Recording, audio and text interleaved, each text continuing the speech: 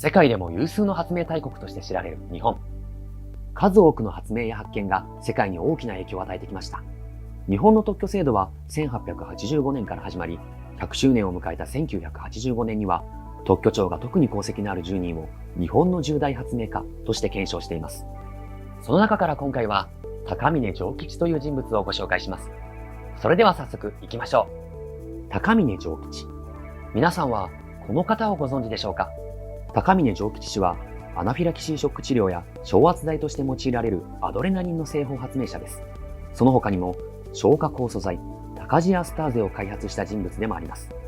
タカジアスターゼは、胃腸の働きを助けて消化不良を解消する薬です。その効果の高さから、当時は日本だけではなく、世界中でも大きな評判になり使われました。それら偉大な開発を成し遂げた高峰氏は、1854年に富山県で生まれました。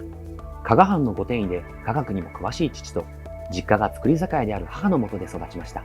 1874年、工部大学校に第1期生として入学し、6年間応用科学を学び、首席で卒業した高峰氏は、翌年イギリスに留学します。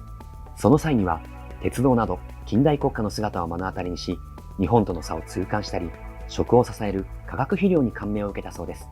日本の農業・工業に学んだことを生かすため、1883年、日本へ帰国し、農商務省に入省。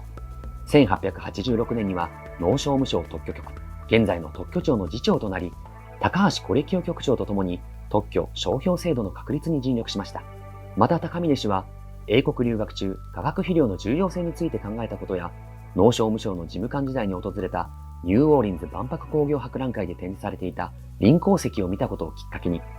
1887年、日本で最初の化学肥料会社として、東京人造肥料会社を設立。人造肥料としての過リン酸石灰の製造・販売を中心とした事業を開始しました。農商務省を退官して肥料製造に携わる傍ら、麹を使った酒造技術についての研究を独自に行い、酒精製造法特許をイギリスで出願し取得します。この特許は、これまでウイスキー製造で使われていたモルトに代わり、麹を活用する方法で、麦芽作りの手間を省き、効率よく製造できる方法を見出したのです。高峰氏は、麹を使った酒造技術を検討する過程で、麹菌が強力な澱粉の分解力を持つ酵素、ジアスターゼを生成することを発見し、それを別の形でも活用できないか探っていました。そして、人の胃袋でも酵素が作用し、澱粉を消化する働きがあることを突き止め、胃腸薬、タカジアスターゼは製品化され、世界に広がっていったのです。タカジアスターゼの開発で信頼を積み上げたことが功を奏し、アメリカの製薬会社からアドレナリンの研究を行うプロジェクトに参加を要請されました。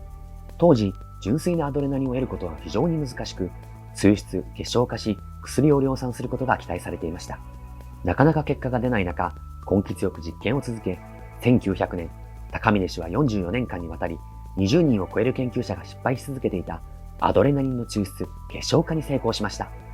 高峰氏は空気圧を減圧することによって溶液の温度を上げずに溶媒を除去することを考え出すなど、独創的な方法で純粋なアドレナリンの製法を発明し、特許権を得ました。